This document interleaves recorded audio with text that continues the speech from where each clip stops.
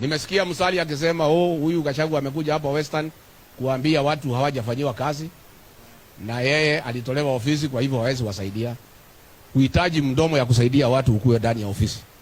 Hata ukiwa nje ya ofisi ndio uko na ile mdomo kali ya kueleza maneno ya ukweli.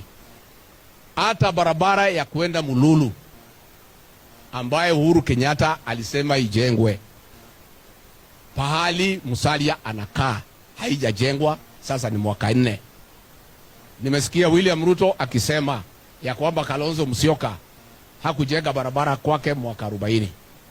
Wewe William Ruto, kama wewe ni muungwana, kabla hujaongea mambo ya Kalonzo na si mtu yako na hakai kwa serikali yako, hii ya Musalia Mudavadi ya kwenda kwa baba yake si ujenge kwanza, si ndio? Kwa sababu wewe unaongea mambo ya mbali ya Kalonzo. Kalonzo is not part of your government. Musalia Mudavadi is your prime cabinet secretary. Barabara alipewa wakati ya Uhuru Kenyatta, mwaka 4 hujajenga. Kabla uongee mambo ya Kalonzo, mambo ya Ukambani. Saa hii wewe uko Western, utatue hiyo maneno. Kwa hivyo mimi nataka kuambia our cousins in Western Kenya, who and